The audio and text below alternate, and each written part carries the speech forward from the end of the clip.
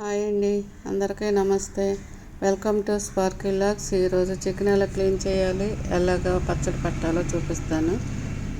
ఒక గిన్నెలో చికెన్ వేసుకొని ఉప్పు, పసుపు, నిమ్మరసం వేసి చికెన్ బాగా పట్టేలాగా కలిపేసి పక్కన ఉంచుకోవాలి ఒక అరగంట సేపు. తర్వాత 4-5 సార్లు శుభ్రంగా కడిగేసి పక్కన ఉంచుకొని ఒక కళాయిలో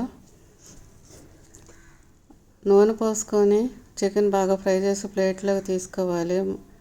మరొక కళాయిలో నూనె వేసుకొని అల్లం వెల్లుల్లి పేస్ట్ వేసి అది వేగిన తర్వాత కారం, పసుపు, ఉప్పు, ధనియాల పొడి, మసాలా పొడి వేసి కొత్తిమీర వేసేసి పేస్ట్ లాగా రెడీ చేసుకోవాలి.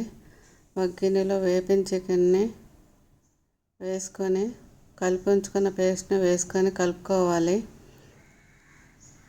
కలిపిన దాంట్లో 4-5 నిమ్మకాయలు తీసుకొని దానిని జ్యూస్ తీసి అది పోసి కలుపుకోవాలి. ఈ విధంగా చికెన్ చట్నీ రెడీ అవుతుంది. నా ఛానల్ని లైక్ చేయండి, షేర్ చేయండి, సబ్స్క్రైబ్ చేయండి. మీరు ట్రై చేయండి. ట్రై చేసి నా కామెంట్స్ ద్వారా